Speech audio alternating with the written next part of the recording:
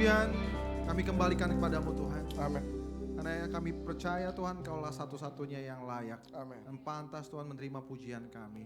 Kami percaya Tuhan saat kami bersekutu dengan Engkau, kami ada kekuatan yang baru Tuhan. Amin. Kami miliki Tuhan satu kepercayaan bahwa Engkau Tuhan senantiasa menyertai kami. Amin. Tuhan. Terima kasih Tuhan, dan saat ini kami mau mendengarkan firman-Mu. Biarlah firman ini menjadi kekuatan bagi kami dalam kami menghadapi hidup Tuhan.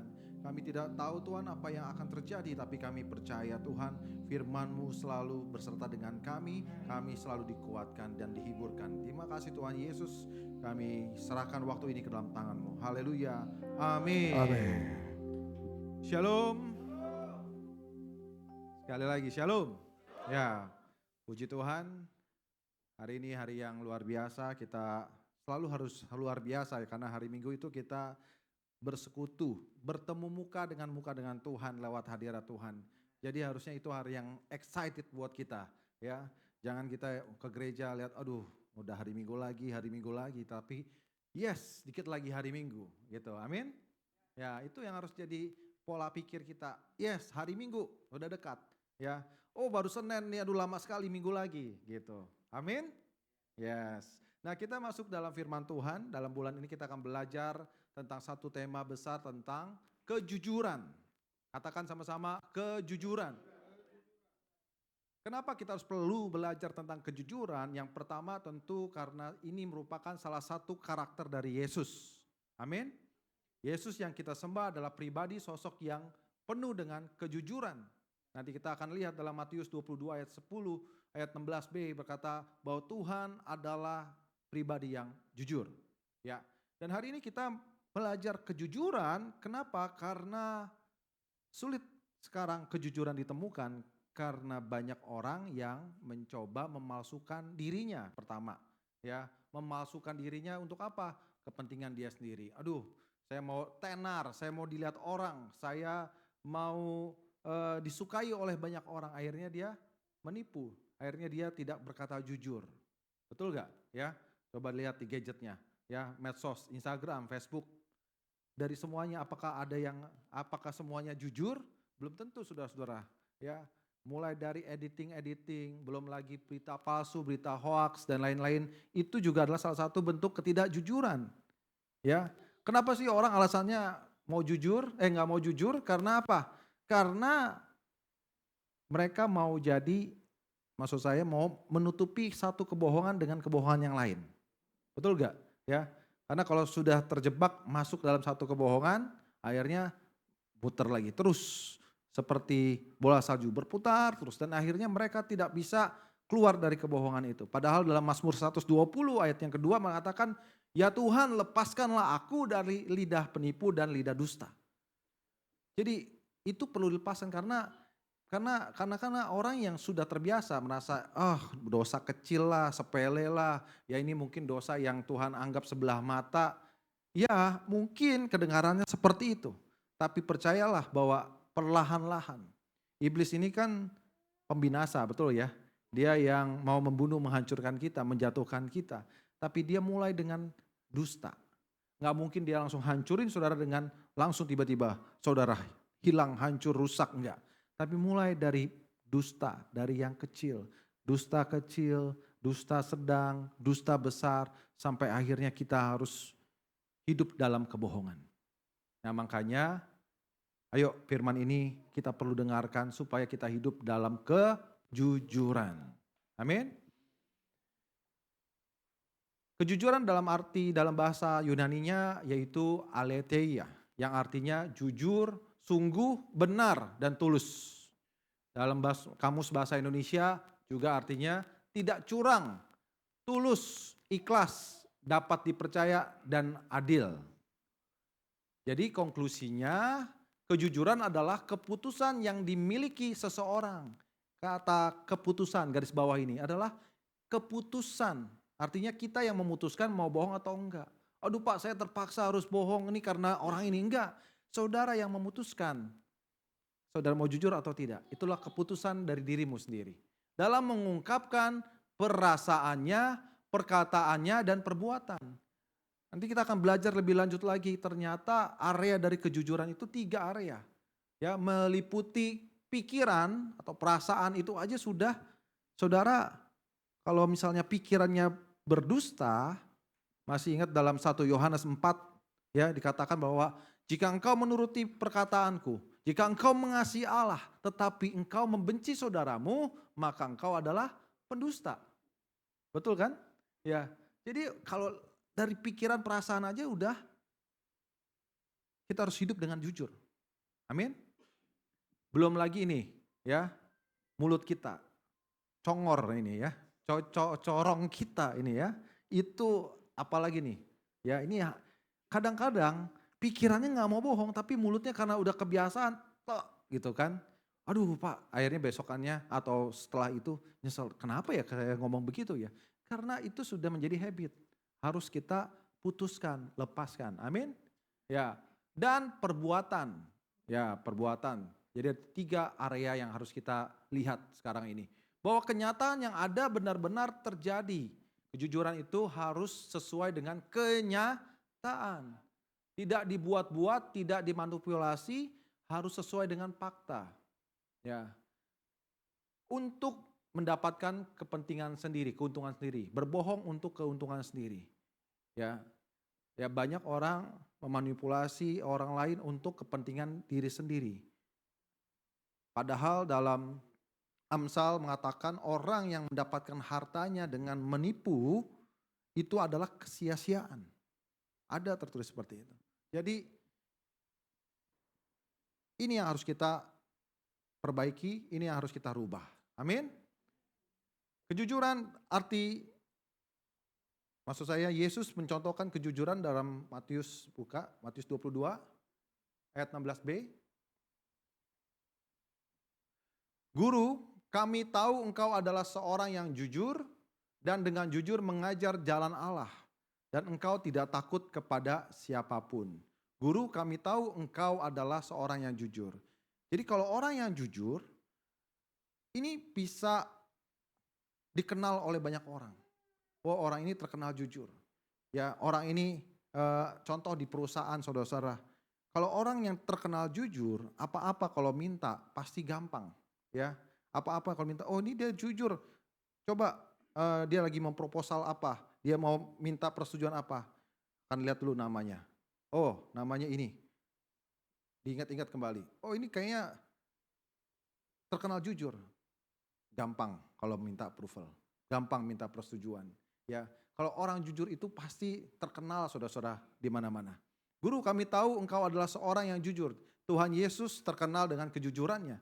Dan dengan jujur mengajar jalan Allah dan engkau tidak takut kepada siapapun. Orang yang jujur dia tidak takut dengan apapun dan dengan siapapun. Kenapa? Karena hidupnya lempeng aja saudara-saudara. Lurus-lurus aja. Enggak ada pengkondisian. Semuanya lempeng aja, semuanya lurus, jalannya tulus. Ya, sebab engkau tidak mencari muka. Tuhan Yesus enggak mencari muka tadi ya, ketenaran. Kenapa sih orang mengganti, waduh statusnya, apalagi yang terakhir-terakhir ya. Semuanya apa? Waktu itu yang terkenal murah apa? Yang terkenal tuh waktu itu yang orangnya masuk ke akhirnya masuk penjara, saudara-saudara. Murah dong apa? Ya lupa deh saya itu ya. Udah lupa deh tuh. Nah kayak gitu-gitu ya. Ya semuanya itu dianggap murah. Semuanya dianggap gampang. Ya. Tapi ternyata ya itu semua bohong. Itu cuman cara dia untuk menaikkan tenarnya supaya terkenal, supaya barang dagangannya laku. Tapi Tuhan kita, dia adalah bukan pribadi yang mencari muka. Ya, kita juga harusnya tidak usah mencari muka. Karena muka kita pasti sudah ada di muka kita. Amin. Di kepala kita. Ya. Lalu versus siapakah Tuhan Yesus ini? Kalau Tuhan Yesus terkenal dengan kejujurannya, siapakah yang terkenal dengan kebohongannya? Yaitu Bapa dari dusta. Mari kita buka slide berikutnya. Sebelumnya, ya. Iblis adalah bapa pendusta. Iblislah yang menjadi bapamu dan kamu ingin melakukan keinginan-keinginan bapamu. Ia adalah pembunuh manusia sejak semula dan tidak hidup dalam kebenaran. Sebab di dalam dia tidak ada kebenaran. Di dalam iblis tidak ada kebenaran. Ya, kalau kita baca di Efesus dan Kolose, banyak iblis yang menyamar menjadi malaikat terang. Seolah-olah kebenaran, saudara-saudara. Oh enggak Pak, itu kalau saya lihat di sana dia bisa disembuhkan, ya dia bisa penyakitnya itu sembuh, saudara-saudara. Nah, harus teliti dengan benar, uji dulu apakah benar gak?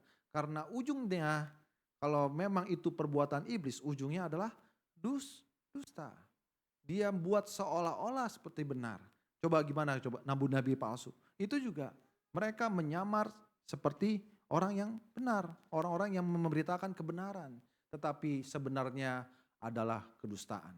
Apabila ia berkata dusta, ia berkata atas kehendaknya sendiri. Sebab ia adalah pendusta dan bapa segala dusta. Saya percaya jemaat ICC, ya kita adalah anak-anak Tuhan. Bukan daripada anak pendusta, bapa dari pendusta. Maka hidup kita harus hidup di dalam kejujuran. Amin. Ya, saya mau jujur Pak, tapi kata dunia itu bilang gini, kejujuran itu menyakitkan. Betul gak? Ya. Orang yang jujur hidupnya hancur. Padahal firman Tuhan tadi yang next slide tadi ya. Padahal banyak sekali ayat-ayat berkata manfaat kejujuran, dampak daripada kejujuran itu. Mari kita buka satu-satu. Satu, doa yang dikenan oleh Tuhan. Orang yang jujur, orang yang dikenan oleh Tuhan doanya. Mau gak seperti ini? Ya, pada saat kita berdoa, minta sama Tuhan, wah Tuhan langsung approve, sign, Jesus. Langsung terjadi. Karena perkenanan Tuhan. Karena Tuhan tahu doanya kita itu bukan untuk mementingkan diri sendiri. Doanya kita itu bukan untuk kepentingan diri kita sendiri. Itu hubungannya ya. Mari kita buka dalam Yakobus 3 ayat 14. Jika kamu menaruh perasaan, iri hati, dan kamu mementingkan diri sendiri, janganlah kamu memegahkan diri dan janganlah berdusta. Ini kan pokok permasalahan dari kita di dunia ini. Yaitu perasaan, iri hati, dan mementingkan diri sendiri.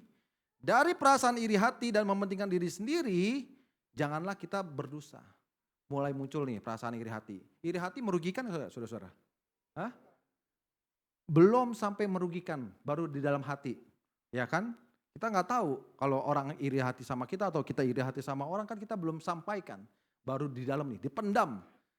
Kalau engkau katanya menaruh perasaan iri hati dan menaruh pengen sombong, memegahkan diri sendiri, janganlah engkau mementingkan diri sendiri, janganlah engkau berdusta. Orang memegahkan diri sendiri, dia berdusta. Wow. Yang tadi saya pagi bilang, ya, dulu kalau sekolah, teman-teman mau main, di mana rumah lu? Itu tuh, ya, yang besar itu paling besar, di paling pojok. Padahal rumahnya yang 2 rumah setelah itu yang kecil. Ya, pengen memegahkan apa? Diri sendiri. Oh, naik mobil apa? Wah, tak tunjuk aja mobil yang paling mewah.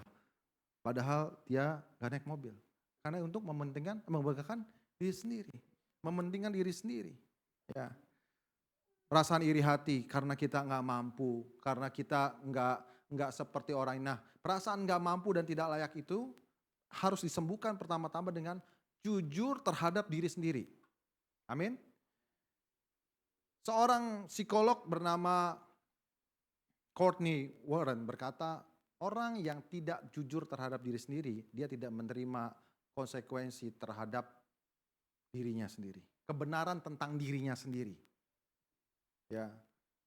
Nah, akhirnya dia coba pagari, dia coba permak, dia coba perbaiki, seolah-olah menipu, dan akhirnya dia merasa dirinya seperti itu. Dia menciptakan dirinya yang berbeda.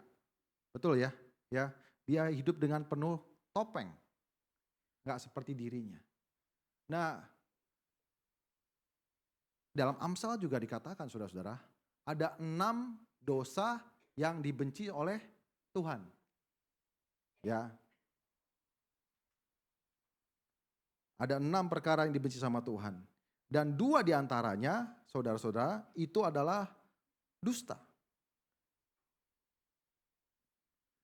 Makanya ini sangat-sangat penting bagi kita untuk hidup jujur. Karena hidup jujur, doa kita dikenan oleh Tuhan. Yang kedua, jalan hidupnya menjadi mulus dan rata. Kenapa Pak sebut jalan hidupnya mulus dan rata? Karena orang yang tidak jujur, dia akan ngomongnya berliku-liku saudara-saudara. Kadang ngomong A, kadang ngomong B, lalu pelin-pelan dan lain sebagainya. Karena dia coba menutupi satu kebohongan dan kebohongan yang lain.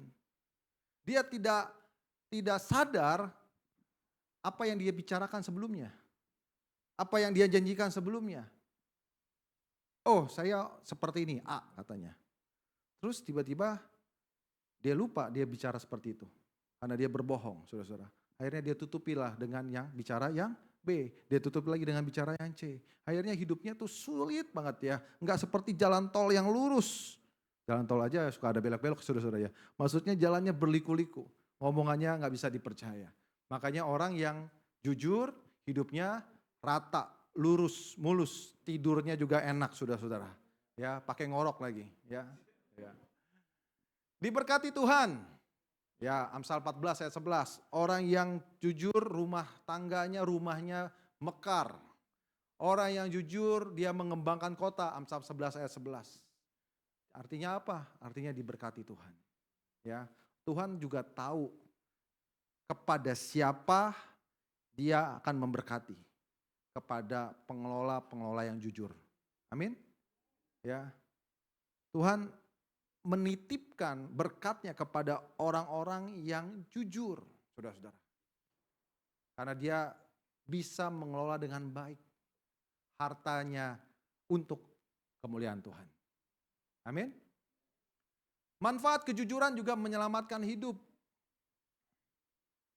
Ya, banyak orang yang di luar sana saudara-saudara, karena satu kebohongan kecil, akhirnya timbul kebohongan besar dan muncullah dosa-dosa yang lain. Pertengkaran misalnya, ya. Lalu apa lagi? Ya, suami dan istri cekcok, ya, anak dan orang tua juga cekcok karena tidak jujur. Sedangkan kalau kejujuran itu menyelamatkan hidup. Amin. Tuhan bergaul erat dengan orang jujur.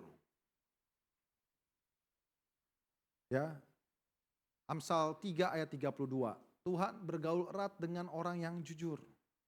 Tuhan bergaul dengan karib dengan orang yang jujur. Apa hubungannya orang jujur dengan Tuhan bergaul erat? Karena Tuhan tahu orang ini murni, saudara-saudara. Ya, pada saat kita berelasi sama Tuhan, Tuhan juga sadar, Tuhan juga tahu, oh ini orang ini, Pak Ferry ini, kalau jujur murni, ya. Air matanya pada saat kita mengalir, pada saat menyembah Tuhan, itu air mata beneran saudara-saudara. Bukan air mata, bukan saya yang ngomong ya Pak ya. Ya, ya Tuhan melihat kemurnian hati kita. Makanya dia suka bergaul erat dengan orang-orang yang jujur. Amin. Lalu jiwanya bersukaria. Banyak orang saudara-saudara karena tidak jujur, karena dia menyembunyikan, hatinya kan gak tenang ya. Ya, aduh nanti gue tiba-tiba ketahuan lagi. Nanti kebongkar semuanya. Ya, akhirnya jiwanya gak bisa bersukaria. Ya, jiwanya penuh dengan ketakutan. Tidak ada damai. Makanya kita perlu hidup dengan jujur. Mau gak hidupnya tenang, damai, ya jalannya lurus, diberkati Tuhan, hidupnya aman, ya terus kita doa juga dijawab sama Tuhan, langsung Tuhan approve, stempel Tuhan, langsung jadi semua. Jujur. Amin. Slide berikutnya.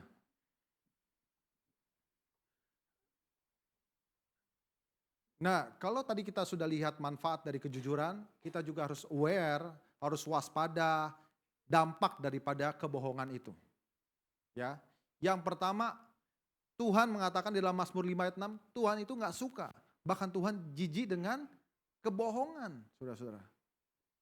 Kok bisa Tuhan nggak suka? Ya karena dia tahu ujungnya siapa, bapak dari dusta itu siapa. Yaitu versusnya, against-nya, yaitu adalah si jahat atau iblis itu. Tuhan nggak suka. Oh Pak, tapi kan cuma sedikit Pak, cuma kecil. Ingat, iblis jatuhkan engkau bukan dari dosa yang besar, tapi mulai dari yang kecil itu. Dan akhirnya kita nggak sadar. Akhirnya kita merasa, udah biasa lah seperti itu. Ya nggak apa-apa lah Tuhan sedikit, nggak apa-apa lah. Oh, beda loh antara kita berbohong dengan hidup dalam kebohongan, saudara-saudara. Ya, kadang pun juga kita bisa melakukan dosa karena kita nggak sengaja melakukan itu. Dan tapi berbedanya adalah kita langsung berbalik. Ingat, oh iya saya salah tadi melakukan itu. Sama pada saat kita bicara sama orang, kita mungkin cenderung bisa berkata ceplas-ceplos yang salah. Ya, habis itu kita sadar, wah tadi ngapain ya saya ngomong begitu ya, harusnya ngomongnya yang pasti saja, ngomongnya yang benar-benar aja. Tapi kadang suka kesleo ini bibir, lidah, benar ya, ya kesleo ya. Kalau bohong terus itu bukannya kesleo saudara-saudara, ya lidahnya harus bertobat tuh, harus ditengking tuh mulutnya. Ya tapi itu yang harus kita lakukan. Hidup di dalam kebohongan, pada saat kita berbohong kita enjoy. Dan kita nggak merasa itu adalah bohong. Atau mungkin kita merasa, udah biasa lah. Saya kan berbohong supaya demi kebaikan. Bener gak? Biasa kita pakai alasan itu tuh.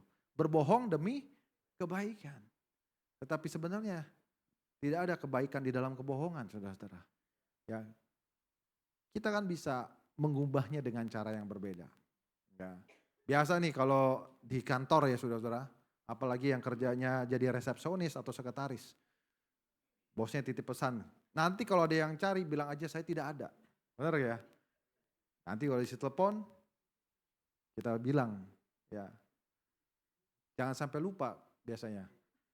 Tadi bos saya bilang, kalau ada yang cari dia, bilang aja nggak ada. Ya. Kalau ditanya sama bosnya, kenapa kamu begitu? Kan bos bilang, kalau tidak ada yang cari saya, bilang nggak ada. Ya.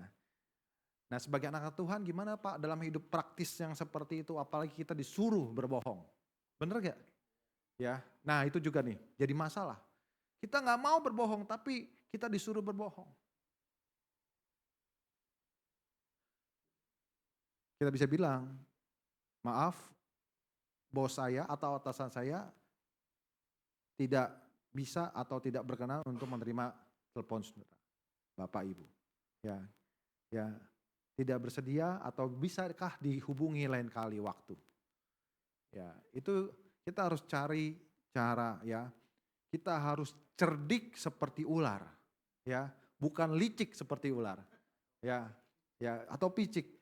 Jangan salah ya, karena licik itu juga merupakan tindakan dari ketidakjujuran. Oke?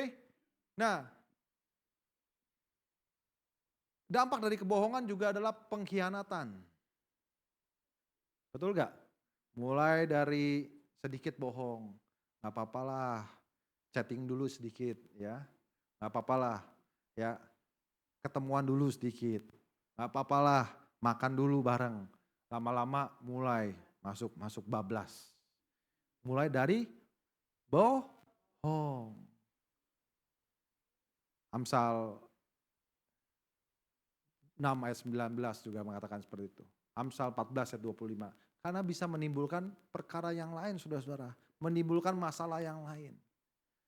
Dan orang yang bohong atau dampak kebohongan itu adalah tidak luput dari hukuman.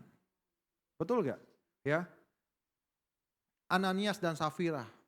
Dia menerima konsekuensinya dari kebohongan itu. Tuhan dia adil. Dia juga Tuhan setia, dia juga mengampuni kita. Tapi kan ada konsekuensi yang perlu dialami, yang perlu dilakukan dan perlu dipertanggungjawabkan. Hukum di dunia juga sama, saudara-saudara. Benar ya? Ada pasal 378 tentang apa? Penipuan, ya, dusta, sancipa. Kalau kata bahasa eh, itu Hokkien kali ya, bukan Mandarin ya. Betul gak nih yang bisa ngerti?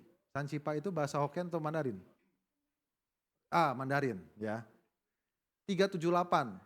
Nah, saya juga nggak tahu kenapa kok pas banget sancipa itu dengan pasal penipuan. Mungkin yang merumuskan rumus pidana itu waktu itu dia ngerti bahasa Cina ya, makanya ditulisnya 378. Bisa menimbulkan masalah yang lain, ada hukumannya, ada konsekuensinya. Makanya kalau kita sudah mendengar firman, yuk kita sadar, kita bangkit, jangan menjadi orang yang bohong lagi, tetapi tetap harus jadi orang yang jujur. Next. Area-area kejujuran. Nah ini tadi yang saya katakan ada 3 area. Area yang pertama adalah pikiran, perasaan, dan kehendak. Apa yang harus dilakukan di area kejujuran pikiran ini? Kita harus berbicara terus terang. Berbicara terus terang. Ya. Apa adanya. Nah terkadang kita bersembunyi dengan begini. Oh kan saya tidak ditanya, nggak apa-apalah. Nanti saja kalau memang ditanya baru saya terus terang ngomong. Ya. Ada hal yang nggak semuanya bisa kita ceritakan, betul kan? Karena apa? Karena mungkin ya itu basic sehari-hari yang kita lakukan. Tetapi kalau ada satu kesepakatan yang kita sudah sepakat bersama, ya, ada rambu-rambu yang sudah dijalankan, yang sudah diputuskan, tapi kita nggak berterus terang, ya, melanggar rambu itu, tetapi kita nggak ngaku, nggak ngomong, itu artinya kita tidak berterus terang. Pak, masa sih saya harus ngomong? Tadi saya makan tempe, ya, makan sayur asin, ikan asin, kan nggak harus setiap hari. Iya, itu kan nggak masalah memang. Ya, tetapi kalau ada hal-hal yang sudah disepakati bersama, yang sudah ada aturannya bersama, ya, ayo silakan berterus terang. Amin. Tidak memiliki pikiran untuk menipu. Ya, penipuan itu kalau di hukum Indonesia atau hukum dunia itu terjadi kalau sudah menipu. Tetapi firman Tuhan katakan apa yang kau pikirkan. Kau mempunyai pemikiran menipu saja sudah salah, ya, sudah berdosa. Anania Safira waktu mereka mau membagikan hasil penjualan tanah mereka, di hati mereka, ya, ini ayat yang kedua mengatakan mereka sudah mengetahui sebelumnya, mereka sepakat untuk membohongi Rasul Petrus. Dalam pikirannya sudah mau menipu. Jadi hati-hati dari pikiran yang menipu ini. Apalagi tidak licik, ya. Pokoknya bawaannya kalau orang yang licik ini bawaannya mau makan orang aja, saudara-saudara, ya, mau cak orang, ya, ya. Kalau bisa ini orang jadi bangkrut, saya jadi kaya. Ya, apalagi di era zaman sekarang ya, di persaingan zaman sekarang, di kantor, ya, sikut kanan, sikut kiri, ya. Belum lagi harus jilat atasan. Oh, kalau ada bawahan kita yang mulai coba-coba berkembang, wah kita sikut, kita tendang dia. Nah ini harus ya jauh-jauh dan tidak ada lah di jemaat ini. Amin. Kita yang lurus saja. Ya Tuhan, atasan kita, siapapun akan melihat kalau kita hidupnya jujur. Amin. Dan harus jujur terhadap diri sendiri. Ya, jujur terhadap diri sendiri mulai dari diri kita. Kalau diri kita enggak jujur terhadap diri kita sendiri, gimana kita mau jujur kepada orang lain? Pertama harus belajar dulu menerima. Who am I? Siapakah saya? Betul gak? Ya. Jujur terhadap diri sendiri juga bisa mengakui kesalahan. Ada loh beberapa orang yang sulit mengakui kesalahan. Udah pasti jelas dia yang salah. Dia tahu bahwa dia salah, tapi dia gak mau mengakui kesalahannya. Ya, hidupnya itu, jadi dia misalkan contoh ada orang lain nih. Wah, figur sosok yang yang menurut dia itu pas banget, ideal banget buat dia. Jadi dia akan seolah-olah menipu dirinya menjadi orang seperti dia. Benar ya? Kayak gitu ya. Jadi hidupnya nggak akan tenang dan lelah, capek, ngikutin gimana jadi orang itu. Jadi harus jujur terhadap diri sendiri. Pikiran, area yang kedua adalah perkataan. Nah ini yang paling sering nih. Ya boleh dibuka yang kedua. Jangan mengucapkan saksi dusta. Jangan menyebarkan kabar bohong. Dalam hukum perintah Tuhan, 10 perintah Tuhan, Keluaran 20 ayat yang kedua juga mengatakan jangan menjadi saksi dusta. Itu kenapa masuk dalam 10 perintah Tuhan? Karena itu bagian yang penting. Tapi kalau kita buka lagi saudara-saudara, dalam Ulangan 19 ayat 20, Ulangan 5 ayat 20, jangan mengucapkan saksi dusta tentang sesamamu. Jangan kita bohong dan jangan kita bicarakan orang lain tapi itu bohong. Ngerti gak? Kemarin dia pergi loh sama orang itu. Padahal orang teman kita itu gak pergi sama orang itu. Ngerti kan ya? Kita ngomongin orang lain, itu ada ayatnya. Ngomongin orang lain, jangan kau mengucapkan saksi dusta bukan kepada tetapi tentang sesamamu. Bohong kepada orang lain tentang orang lain ini. Ya. Sama juga kita nggak boleh mengucapkan saksi dusta, katanya dalam Imamat 19:12, kamu bersumpah dusta demi namaku. Saya nggak bohong, demi deh, sumpah deh, gitu kan. Saling sering tuh kita biasanya, ya. Sumpah demi siapa? Pokoknya demi Tuhan kita ngomong gitu. Itu ayat Imamat 19 ayat 12 mengatakan janganlah kamu bersumpah dusta demi namaku supaya engkau jangan melanggar kekudusan nama Allahmu. Hati-hati menggunakan lidah kita, saudara. Dalam Amsal 30 ayat 6 juga mengatakan tidak boleh menambahi firman Tuhan. Makanya kita sebagai anak-anak Tuhan, pelayan Tuhan apalagi harus paham betul firman Tuhan. Jangan kita tambah-tambahin. Kadang kita tidak bijak dalam menggunakan ayat firman Tuhan. Ya. Dan ayat firman Tuhan itu karena kita salah interpretasi, kita nggak jujur dalam menginterpretasi apa tuh, menafsirkan, salah tafsir, lalu kita ngomongin kepada orang, lihat tuh, Tuhan seperti ini. Kamu kalau nggak perpuluhan masuk neraka. Biasa gitu ya saudara-saudara ya. Itu kan menambahkan firman dan tidak ada dalam firman seperti itu. Jadi harus sesuai firmannya, ayatnya itu dengan arti sebenarnya. Amin. Menyampaikan informasi harus sesuai dengan fakta. Gali dulu faktanya, nggak boleh baru terima langsung kita sebarkan. Baru terima tanpa dicek kita bicarain lagi pada orang lain. Ditambah lagi bumbu-bumbu ya.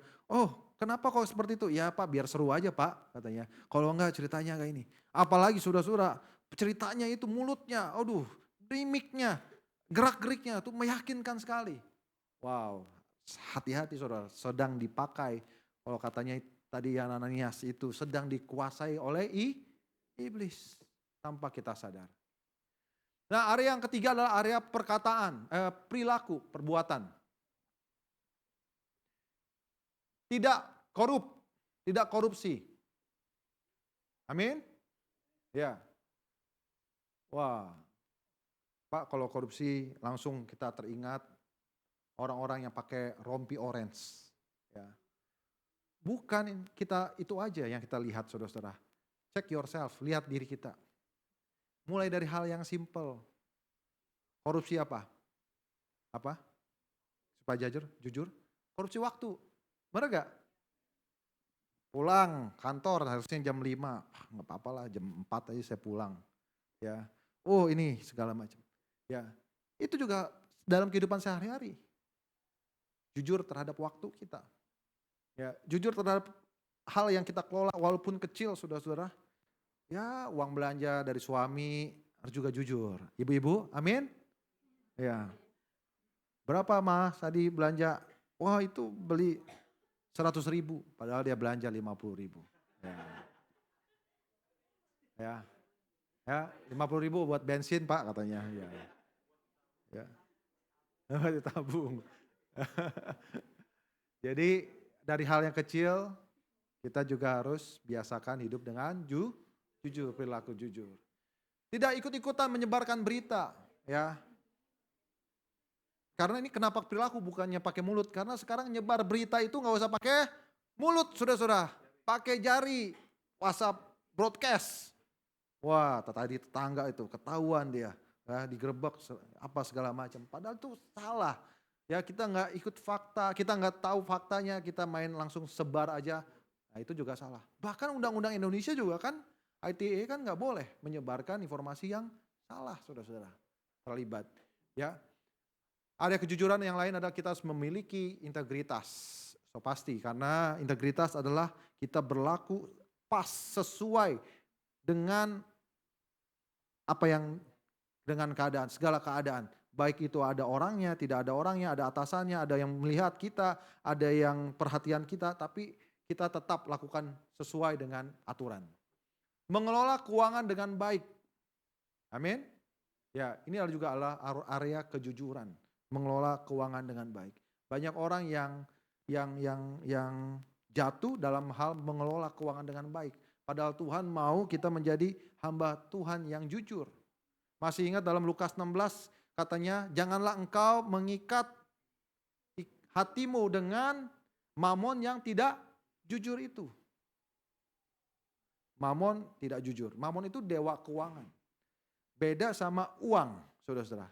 Dewa keuangan itu yang bisa mengikat kita.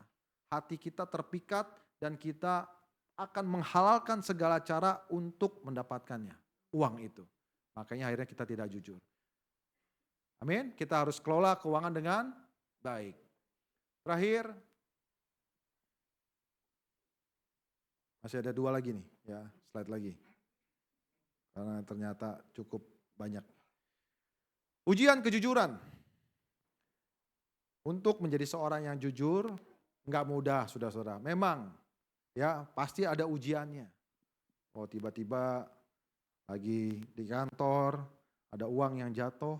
Apakah kita mau mengembalikan atau enggak? Ada dompet yang jatuh. Waduh, kalau dompet jatuh di mall, wah puji Tuhan, ini adalah berkat dari Tuhan katanya. Ini doa yang saya selama ini doakan, Tuhan kasih dalam bentuk dompet orang. Ya, itu ujian kejujuran. Nah, apakah kita sebagai anak-anak Tuhan bisa menang terhadap ujian ini? Ya, ada seorang suami istri yang namanya Ananias Safira, kita bisa baca nanti di rumah, Lukas Kisah Para Rasul 5 ayat 1 sampai 11. Tapi ada poin-poin yang saya cantumkan di sini. Kenapa kok dia sampai dihukum sama Tuhan? Mereka sampai dihukum sama Tuhan. Ya, karena ketidakjujurannya. Pertama, ini adalah kebohongan yang terencana dari semula.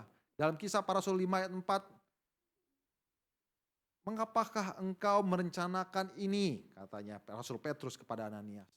Ayat yang kedua juga mereka bersepakat sama nih ya, kesepakatan jahat yang bagian poin kedua terakhir. Bersepakat, mereka sudah mengetahui jumlahnya berapa, tapi yang mereka bawa kepada Tuhan, Rasul Petrus seperti itu. Ya. Kedua, ketidakjujuran berarti hati kita sedang dikuasai iblis. Hai Ananias, tidak sadarkah engkau hatimu sedang dikuasai oleh iblis? Dan kalau hati sudah dikuasai oleh iblis, saudara-saudara, segala cara, segala dosa bisa terjadi.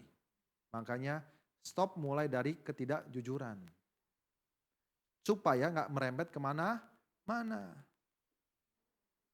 Mendustai Roh Kudus atau Allah. Sosok yang suci kita dustai. Memang mereka mendustai, dia pikir hanya mendustai Petrus. Tapi kan mereka sedang mendustai Roh Kudus, mendustai, memungkiri kekuatan Allah. Sepertinya Allah gak ada. Biarin aja deh, Petrus gak tahu kok berapa. Padahal kan dia tahu. Mereka tahu, apalagi jemaat mula-mula saat itu loh saudara-saudara. Mereka tahu bahwa Tuhan itu nyata, real di depan mereka. Kadang bisa audible, kadang bisa melihat mukjizat-mukjizat yang ada di depan mata. Tapi kok masih bisa-bisanya mendustai Tuhan. Dipikirnya Tuhan nggak tahu, padahal Tuhan sangat tahu. Apalagi kejatuhan daripada ujian kejujuran ini? Keserakahan. Ya. Kesepakatan yang jahat tadi sudah ya. Dan tidak mau berubah atau bertobat. Nah ini juga harus penting saudara-saudara. Ini penting sekali. Kita nggak mau berubah. Ananias dikasih kesempatan oleh Petrus. Petrus tanya dia, betulkah ini semua adalah hasil penjualan tanahmu yang diberikan kepadaku? Saya menduga kalau saja Ananias menjawab, bukan, maaf, saya khilaf misalnya. Maaf, saya salah, saya menyatakan hal yang salah. Saya percaya Tuhan bisa mengampuni. Tapi apa katanya? Iya betul dengan tegas. Jadi tidak mau berubah, mau bertobat. Dipanggil lagi Safira istrinya. Apakah betul seperti itu? Betul. Akhirnya rebahlah kedua-duanya. Tewaslah mereka. Jadi Tuhan tuh memberikan kesempatan. Tetapi kelihatan di sini tidak mau berubah.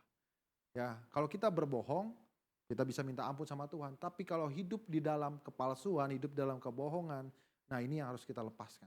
Mazmur 120 ayat 2 tadi yang saya katakan, lepaskanlah aku. Harus ada pelepasan. Karena itu menjadi habit. Ya, seperti ikatan yang kita nggak bisa keluar. Yang sulit untuk kita keluar. Karena kita berbohong itu udah di alam bawah sadar. Ya, udah kayak hafalan saudara-saudara. Ya, cepet sekali. Ngomongnya ini. Akhirnya yang susah diri sendiri. Gimana membereskan bohongan-kebohongan yang kita sudah lakukan. Makanya Tuhan mau dari ujian kejujuran ini, kalaupun kita pernah salah atau saat ini sedang salah, Tuhan mau kita rindu Tuhan untuk kita bertobat. Amin. Untuk kita akui. Prinsip kejujuran. Allah adalah kebenaran dan Dia mencintai kebenaran. Karena kita adalah anak-anak Allah, harusnya kita mencintai kebenaran. Kenapa sih saya harus melakukan kejujuran? Karena kita mencintai kebenaran. Kedua, berbicara kebenaran harus di dalam kasih. Masa sih kita tidak mengasihi saudara kita, tidak mengasihi suami kita, tidak mengasihi istri kita, tidak mengasihi orang lain, dan kita rela, tega membohonginya. Jadi harus berbicara kebenaran disertai dengan kasih. Berbicara juga dengan hikmat. Jangan gampang ini mulut bicara. Jangan ceplas-ceplos. Harus difilter dulu. Ya. Sebelum kita menyebarkan kata-kata kepada orang lain, kita pikir dulu, oh apakah ini salah gak? Apakah ini berita ini benar atau tidak?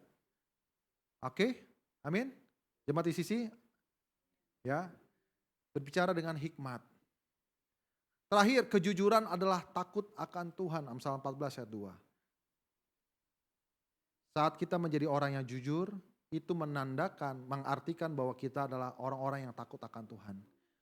Percaya Tuhan itu hadir dan maha tahu. Betul kan?